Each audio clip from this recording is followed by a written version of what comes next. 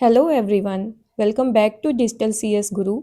Students, हम शुरू करने जा रहे हैं डेटा स्ट्रक्चर्स की लेक्चर सीरीज़। ओके, और आज डेटा स्ट्रक्चर के फर्स्ट लेक्चर में हम सीखेंगे डेटा स्ट्रक्चर को बुक्स से नहीं, नोट्स से नहीं, आपके अपने बहुत ही प्यारे मोबाइल फ़ोन से। यस, सच में आपके मोबाइल फ़ोन से हम सीखने वाले हैं डेटा स्ट्रक्चर को।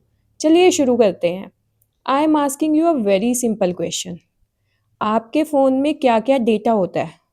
Contacts, photos, videos, PDF, WhatsApp chats and many more things, right? कभी सोचा है इतना सारा डेटा मोबाइल में कैसे स्टोर होता है? Think for a moment. Do you know the answer?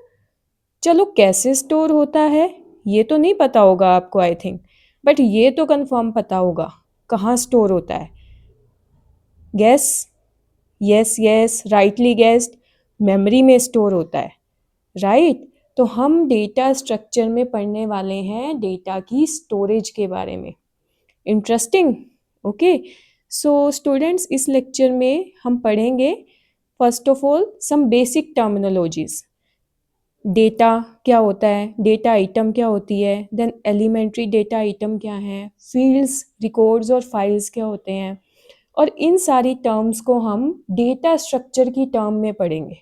Okay, data structure के कॉन्टेक्स्ट में पढ़ेंगे। Then we will move to definition of data structure, जो आपके पेपर के लिए काफ़ी इंपॉर्टेंट है। Then data type versus data structure, दोनों में डिफरेंस क्या है। तो आज के वीडियो लेक्चर में हम ये सब कुछ देखने वाले हैं। All right, so let's start. First of all बच्चे, डेटा क्या होता है? इट इज़ सिंपली वैल्यूज़ और सेट ऑफ वैल्यूज़। ठीक है, कोई भी वैल्यूज़ हैं या सेट ऑफ वैल्यूज़ हैं, उसको आप क्या बोलते हो? डेटा। जैसे यहाँ देखो, एग्जाम्पल में भी मैंने यहाँ पे आपको एक टेबल बना के दिखाया है। इस टेबल में 3 कॉलम्स हैं, जिसमें अलग अलग स्टूडेंट की यहाँ पे देखो एंट्री करी हुई है, डेटा की एंट्री। ये जो पूरा टेबल है, हो सकता है इसमें 10,000 स्टूडेंट्स की एंट्री हो। फाइन, ये जो पूरा टेबल है इसको बोलते हैं डेटा। ओके, समझ में आई बात? देन सेकंड है हमारे पास data item. It refers to a single unit of values. Single unit of values, आपने ये ध्यान रखना है बच्चे। देखो एग्जाम्पल में मैंने क्या किया, एक टेबल बनाया जिसमें लिखा रोल नंबर, नेम और मार्क्स। ये मैंने अबव टेबल से ही डिराइव करा है, और इसमें मैंने सिर्फ एक रो को बनाया है, यानी कि एक सिंगल बच्चे की इंफॉर्मेशन यहाँ पे लिखी है। तो इतने पूरे टेबल में से एक सिंगल वैल्यू को मैंने जब उठाया और यहाँ पे आपको एग्जाम्पल दिखाया, तो ये जो सिंगल वैल्यू है इसको आप क्या बोलते हो? Data item. समझ में आया? अच्छा, नहीं समझ में आया तो फिर चलो चलते हैं आपके मोबाइल की तरफ। आपके मोबाइल से समझाती हूँ। मोबाइल तो आपको बड़े अच्छे से समझ आता है ना? तो मोबाइल में सपोज करो आपकी गैलरी है। गैलरी में कितनी सारी फ़ोटोज़ हैं, कितनी सारी वीडियोज़ हैं, वो सारे के सारी सेट ऑफ वैल्यूज़ हैं। समझ में आई? वो बहुत सारी वैल्यूज़ हैं। ओके, डेटा है वो, उसको क्या बोलेंगे हम? डेटा। लेकिन उस पूरी गैलरी में अगर हम किसी एक फ़ोटो को या एक वीडियो को कंसीडर करें, उसको हम क्या बोलेंगे? Data item, right? I think कि यहाँ तो आपको अब अच्छे से समझ आया होगा कि डेटा क्या है और डेटा आइटम क्या है। Okay, now move on to next topic, that is elementary data item, then group data item. Okay, अब जो डेटा आइटम अभी हमने पढ़ी है वो 2 टाइप की होती है। One is elementary, another is group data item. पहले हम इसको फॉर्मली एक बार रीड करते हैं, फिर एग्जाम्पल से समझेंगे। एलिमेंट्री डेटा आइटम क्या होती है? It is a data item which can't be further सब डिवाइडेड। एक ऐसी डेटा आइटम जिसको आप फर्दर डिवाइड नहीं कर सकते। इसके एग्जाम्पल्स, ये एग्जाम्पल मैंने जो अभी टेबल आपको दिखाया उसी से लिया है। जैसे जो रोल नंबर वाला एक कॉलम था या मार्क्स वाला कॉलम है, वो क्या है? आपकी एलिमेंट्री डेटा आइटम। आप उसको फर्दर डिवाइड नहीं कर सकते। एंड सेकंड टाइप की जो डेटा आइटम होती है वो होती है आपकी ग्रुप डेटा आइटम। ये क्या होती है? It is a data item which can be further divided. ये एक ऐसी डेटा आइटम है जो आप डिवाइड कर सकते हो, जो बहुत सारी डेटा आइटम को ग्रुप करके बनाई जाती है बेसिकली।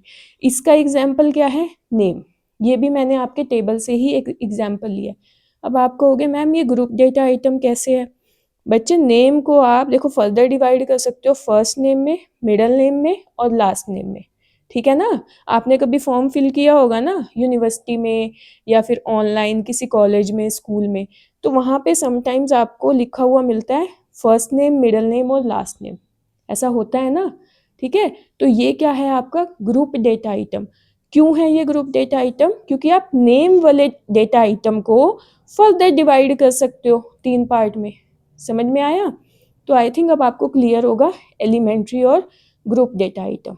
एलिमेंट्री जिसको आप डिवाइड कर सकते हो, group data, sorry my mistake, elementary जिसको आप डिवाइड नहीं कर सकते एंड ग्रुप डेटा आइटम जिसको आप डिवाइड कर सकते हो। Understood? Very nice. Okay, now moving on to some other terms that we have to read. First is field. अब ये ना आपने जो मैं ये पढ़ाने वाली हूँ आपको फील्ड, रिकॉर्ड एंड फाइल, इसको भी थोड़ा थोड़ा डेटा या डेटा आइटम से रिलेट करके देखना। ओके, अब देखो फील्ड क्या है? It is the smallest unit of data, it contains single data value. Okay, अच्छा अभी मुझे फटाफट से बताओ, अभी हमने कहाँ पढ़ा है सिंगल डेटा वैल्यू? कहाँ पे पढ़ा है? फटाफट से बताओ, किसकी डेफिनेशन में पढ़ा है? कमेंट करके ज़रूर बताना। डेटा आइटम की डेफिनेशन में, ठीक है ना? ये देखो यहाँ पे पढ़ा ना, single unit of value, data item. Okay, तो यहाँ पे ये क्या होता है हमारा, ऐसे ही फील्ड भी आप याद रख सकते हो, ये है सिंगल डेटा वैल्यू। रिकॉर्ड क्या है? It is a collection of related fields, okay, that describes one complete entity. अभी आप डेफिनेशन पढ़ो, भी मैं आपको बताने वाली हूँ एग्जाम्पल से कि ये क्या होता है, ठीक है? आपने ये नहीं सोचना कि मैम हमें तो समझ नहीं आ रहा ये आप क्या बोल रहे हो, अभी समझ में आएगा और बड़े अच्छे से समझ में आएगा, ठीक है? Wait. Then we have record के बाद हमारे पास क्या होता है? फाइल। फाइल क्या होती है? अब it is a collection of similar records, ठीक है? जो सिमिलर टाइप के रिकॉर्ड्स होते हैं उनकी कलेक्शन को क्या बोलते हैं हम? फाइल। ओके, रिवाइज करवाऊँ एक बार। फील्ड क्या होती है? Single unit of data. फिर जो रिलेटेड फील्ड है उनको कलेक्ट कर दो तो हमारे पास क्या बन जाता है? रिकॉर्ड। फिर जो रिकॉर्ड हैं हमारे सिमिलर रिकॉर्ड्स, उनकी कलेक्शन को, उनके ग्रुप को क्या बोल देते हैं हम? फाइल। तो दिस इज़ द इम्पॉर्टेंट, आप कह सकते हो, मैंने एक एरो से यहाँ पे आपको हायरार्की दिखाई है। सबसे पहले क्या होता है? फील्ड, देन क्या होता है हमारा? रिकॉर्ड, देन हमारी फाइल। ये आपने दिमाग में रखना है। और सम टाइम आपको पता है जिस कॉम्पिटिटिव एग्जाम में जहाँ पे MCQs आते हैं, कई बार यही बिल्कुल एक सिंपल सा क्वेश्चन आता है आपका कि इसको ऑर्डर में अरेंज करो। आपको इसको स्क्रैम्बल करके दे देंगे और आपको कहेंगे कि ऑर्डर में इसको अरेंज करो MCQ की फॉर्म में। तो ऐसा नहीं है कि ये जो टर्म्स मैं आपको पढ़ा रही हूँ ये तो डेटा स्ट्रक्चर का पार्ट नहीं है, ये कई बार कंपटीशन में ये यहाँ से क्वेश्चन बन के आ जाता है, ठीक है ना? अब आप कहोगे मैम हम तो BCA कर रहे हैं या BTech कर रहे हैं, तो हम कहाँ, कौन से पेपर में आएगा? आपके CET के पेपर में आ सकता है, जो हरियाणा का पेपर होता है। किसी भी पेपर में, आप गेट का पेपर दोगे पोस्ट ग्रेजुएशन के बाद, वहाँ भी आ सकता है। अगर आप BCA या BTech के बाद किसी अच्छी यूनिवर्सिटी का एंट्रेंस एग्ज़ाम दोगे अपनी पोस्ट ग्रेजुएशन के लिए, जैसे MCA का कोई एंट्रेंस एग्ज़ाम दोगे आप, या MTech का, या फिर और कोई एग्ज़ाम, बैंकिंग का एग्ज़ाम जहाँ पे कंप्यूटर का कोई पोर्शन आता है, वहाँ पे भी क्वेश्चन आ सकता है, ठीक है? तो कंप्यूटर एक बहुत इंपॉर्टेंट थिंग है, आपने कोई भी चीज़ को छोटा नहीं मानना, ठीक है? क्योंकि नंबर तो ये भी दिलवाएगा क्वेश्चन अगर आपको आंसर आता होएगा। Okay, moving back to the topic. Ma'am, अब आप कहोगे मैम आपने ये थ्योरी पढ़ा दी, एग्जाम्पल तो बताया नहीं। ये देखो, अब यहाँ पे देखो आप, एग्जाम्पल क्या है इसका? ये देखो मैंने फिर से एक टेबल बनाया है। इस टेबल में 3 कॉलम्स बनाए हैं, नेम, मार्क्स, एज, राइट?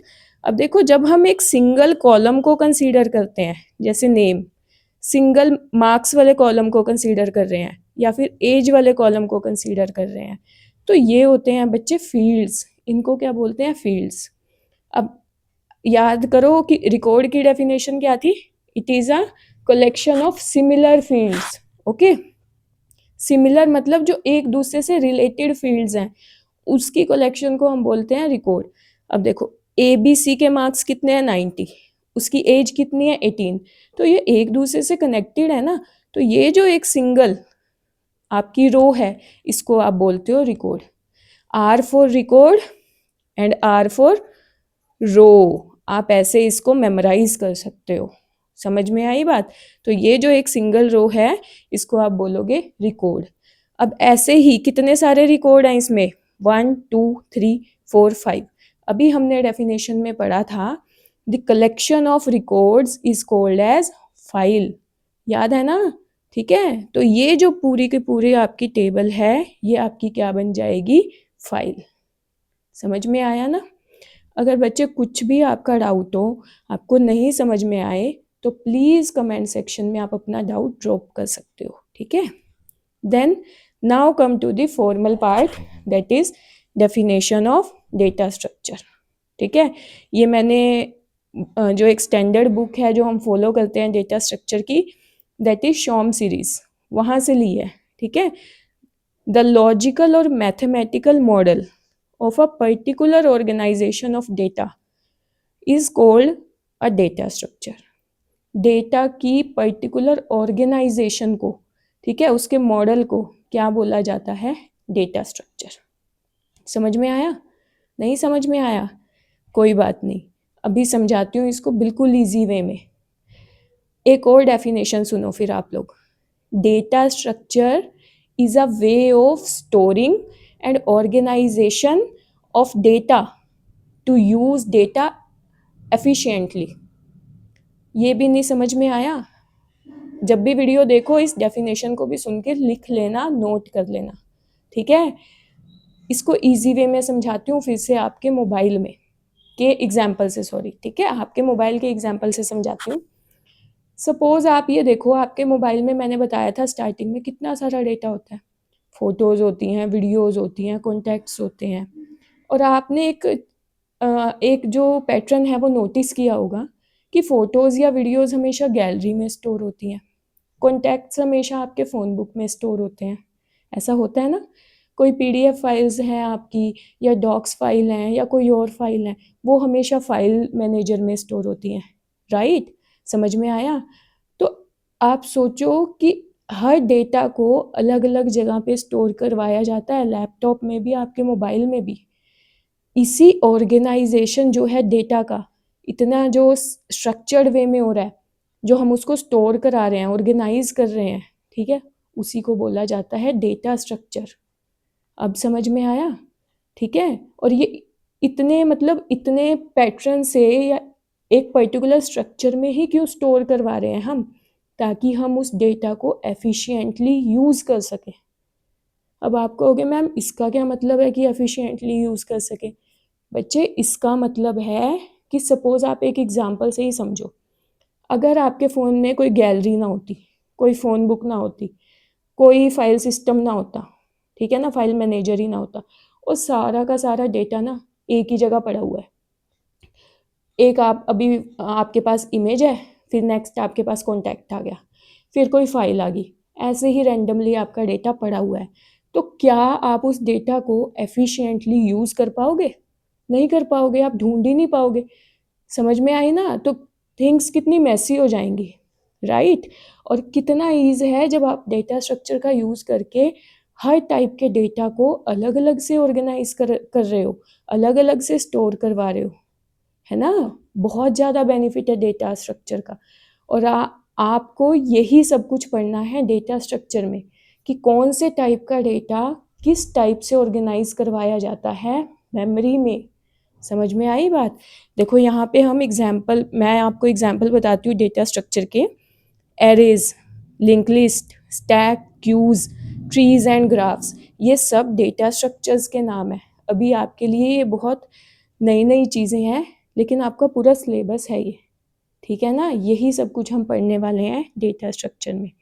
और यहाँ पे मैं आपको एक और चीज़ सिखाना चाहती हूँ बच्चे, जब भी आपके पास यूनिवर्सिटी के पेपर में कोई भी डेफिनेशन आए, तो सिर्फ वहाँ पे डेफिनेशन मत लिख के आओ कि आपने 2 लाइन लिख दी, ओके, और आपकी शीट भी ऐसे होती है हॉरिजॉन्टल, राइट? तो आप एक लाइन लिखोगे, वो यहीं पे ख़त्म हो जाएगी, है ना?